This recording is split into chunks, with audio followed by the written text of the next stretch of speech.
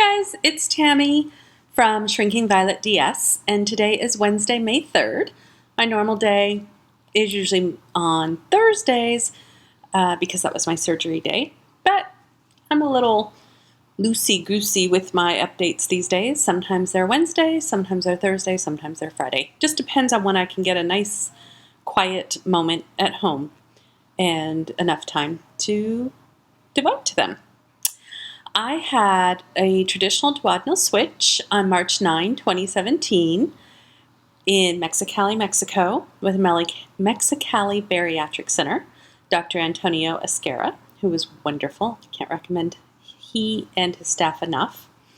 At that time, I weighed, at my pre-op diet time, which was February 19, I weighed 260 pounds. On the day of surgery, March 9, I weighed 248 pounds. Last week, I came to you at 200, let me take a look. I think it was 216.2, and today I weigh 217. For the whole first part of this past week, I was 215.2. And then PMS reared its ugly head, and I gained 1.8 pounds. Last month, when this happened, I gained 2.8 pounds. So this game may not be over. I don't know.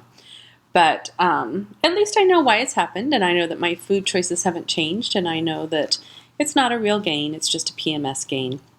And for some reason, so this is only the second time I've had my period since surgery, and I've noticed both last time and this time, in concert with the PMS and the water retention, I now am getting constipated at the same time. And I don't think that can be a coincidence 2 months in a row, because I'm not constipated at all at any other time, only this time. So I've been dealing with that as well, and that also, of course, contributes to the weight. Or not to the weight, but to the scale moving up, because I don't really consider it weight. It's not actual fat. Anyway, so yeah, the scale's up a little bit, but it's a lying scale. I don't believe it. It's not real. It's not going to stick around. This time next week, I should be back down to like 215, and then I should be losing from there. So that's good.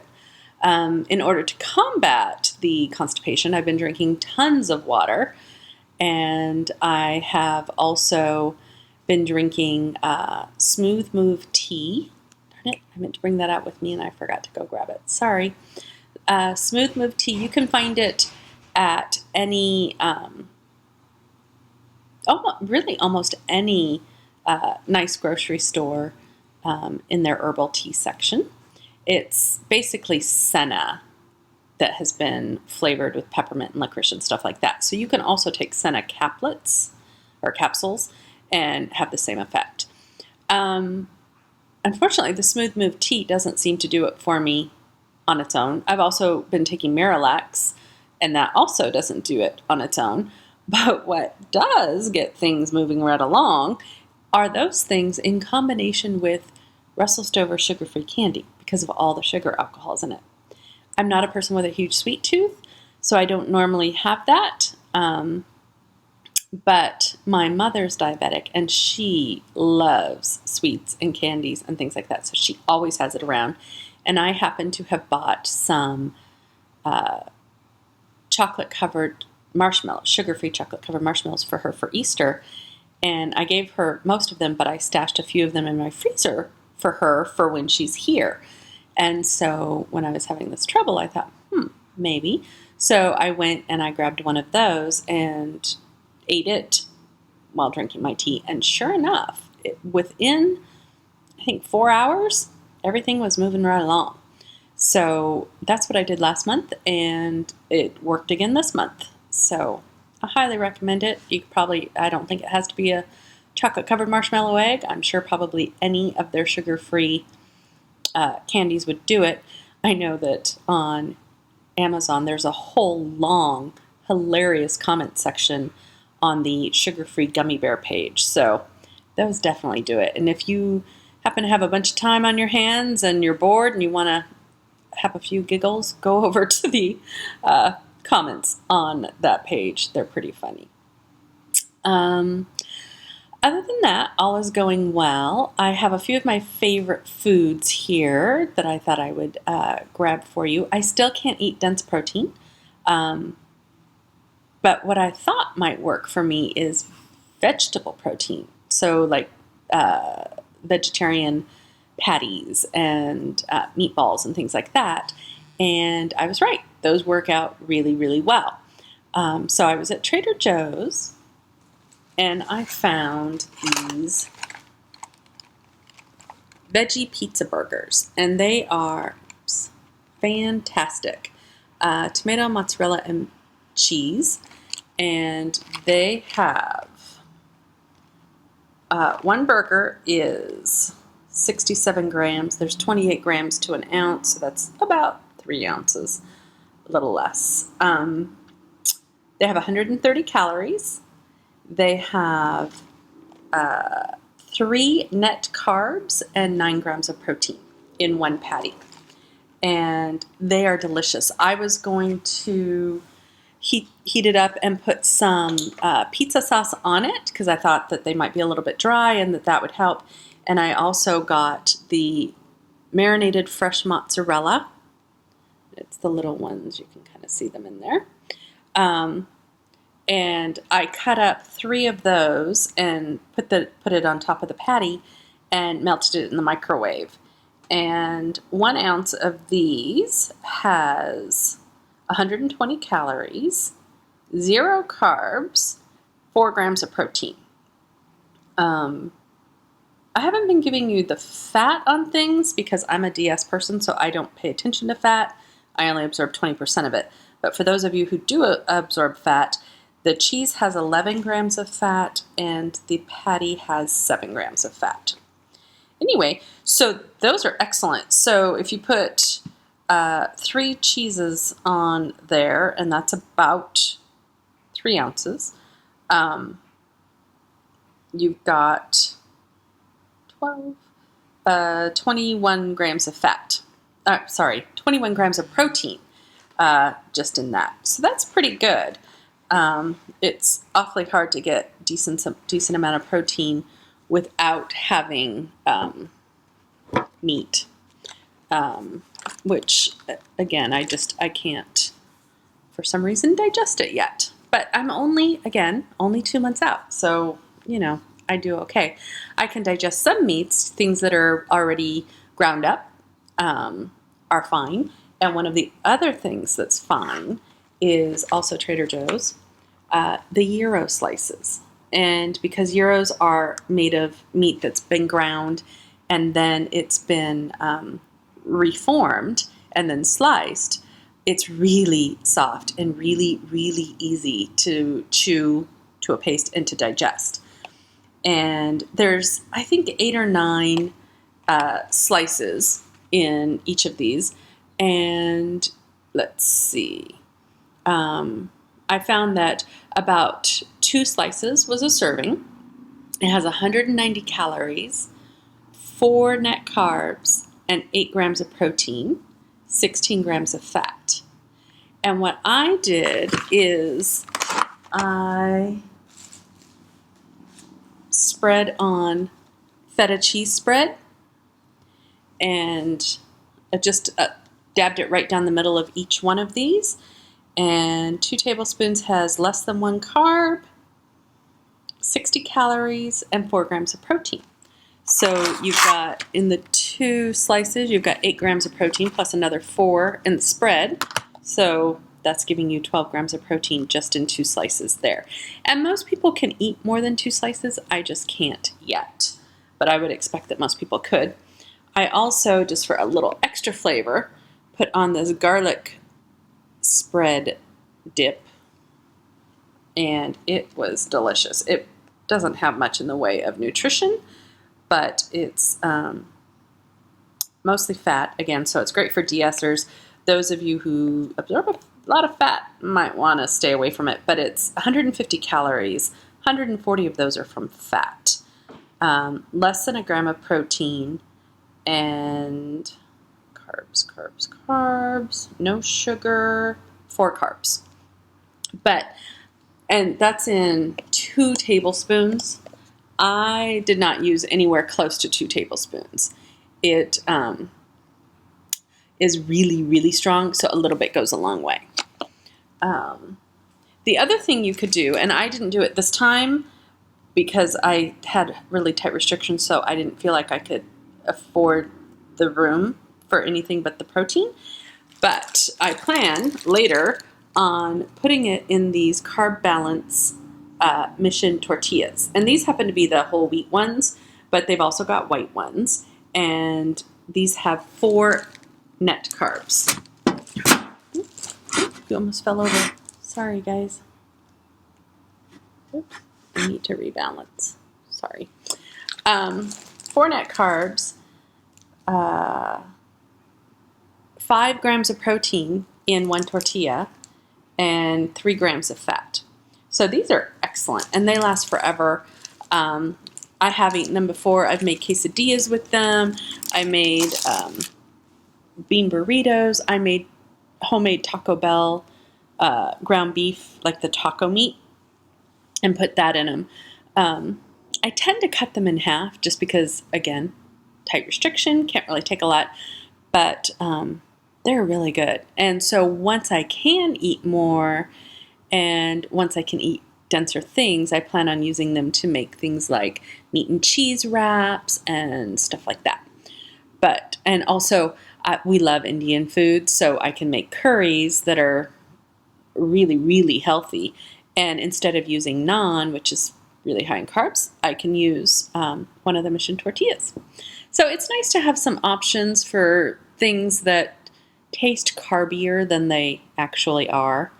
For those of you who don't do net carbs, it's still lower than a regular tortilla, but the gross carbs, I guess you would call it, are 19. So 15 of those are dietary fiber. So that's where you get the 4 net carbs. So if you count gross carbs, then you might not want to waste space on this. I don't. I count net carbs. So that's that. I have posted on Instagram. If you guys want to follow me on Instagram, it's the same name, Shrinking Violet DS. But instead of a space between Shrinking and Violet DS, there is no space. It's all run together.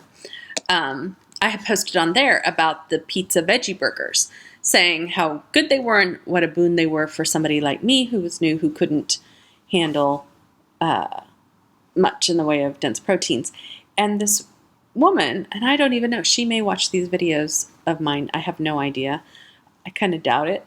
But she lives here in the Portland area where I live, and she had her DS over 15 years ago. So she is long-term. She's the longest-term person I've ever run across with it. And it's fantastic, and it's just worked for her so well, and she was really very, very large when she had it, and I truly believe it saved her life. But she seemed nice in the past, but a little bit almost judgmental of other DSers and the choices they make if they're not the exact same as her choice. And so when I posted about the pizza veggie burgers, she came back and said, well, what kind of food doesn't have any vitamins in it? And the reason she said that is because I posted the nutritional facts, and here I'll show you. Right there. And you can kind of see vitamin A 0, 2% vitamin C, 10% calcium, and 8% iron. And so she says, well, what kind of, in quotation marks, food doesn't have any vitamins or nutritional value to it? And I said, well, it's textured soy protein, and it's the ingredients are fine. You know, there's nothing weird or strange in it whatsoever. I totally understand all those words. You know, there's nothing bizarre about this. And I said, it's textured soy protein, but the amount of food is so small that of course it's not going to have a very high percentage of RDA. You know, I don't expect all of my food unless it has been enriched with added vitamins and minerals, I don't expect it to all be chock full. And so she apparently didn't like that answer. So her response, instead of saying, oh, well, that makes sense, was, oh, soy protein. Well, I hope you don't have a thyroid condition. And that was it. And I thought, I didn't say that I'm going to live on these pizza veggie burgers every day, 3 meals a day for the rest of my life. I'm pretty sure that 2 ounces of vegetable soy protein is not going to mess up my thyroid if I eat it, once a week, twice a week even. I was a vegetarian for 10 years. I ate a lot of vegetable soy protein. My thyroid is fine. It wasn't so much that she said anything. It was more the way she said it. It was just like, well, I'm going to be judgy about this. And since you've brushed away my first point that I thought I made, I'm going to give you another one. Instead of just being supportive and saying, I know it's hard to get in dense protein when you're new, and that's great that you found something that works really well. If she had wanted to honestly show some concern, she would have said something like that, followed by, there's been a study that says it may mess with your thyroid a little bit. You might want to look into that if you plan on eating a lot of it. But that's not how it was said.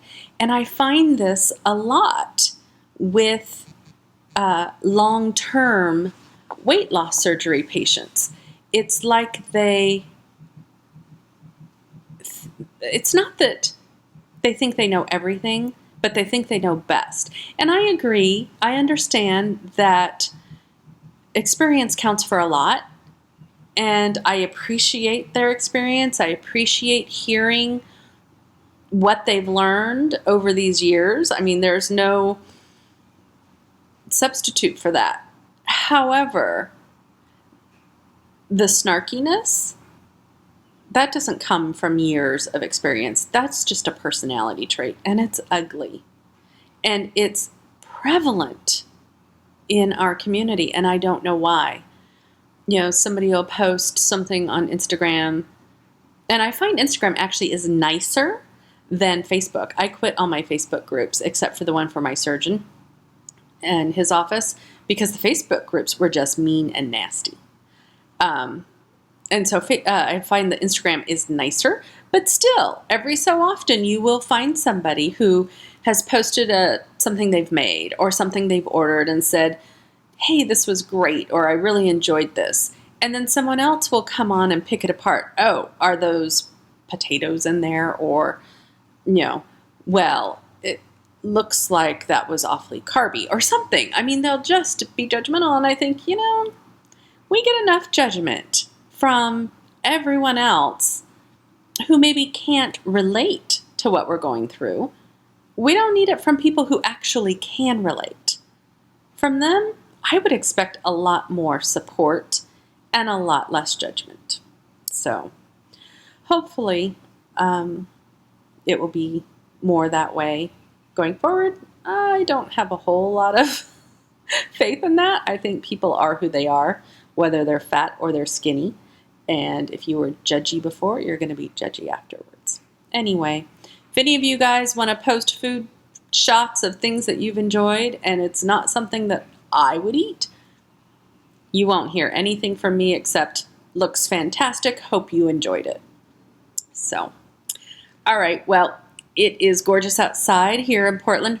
Finally, our first day since October of hitting 70 degrees. And we actually might even hit 80. And hopefully, fingers crossed, it will stay nice, or trending nicely anyway, so that when WLSFA is here in a couple of weeks, it will be nice for all of you who are coming into town. Because Portland is a beautiful area. It's just been so wet and dreary this year, much more so than usual. But it's gorgeous out today, so I'm going to head out there. I hope you all have a good evening, and I look forward to seeing you at WLSFA. Bye-bye.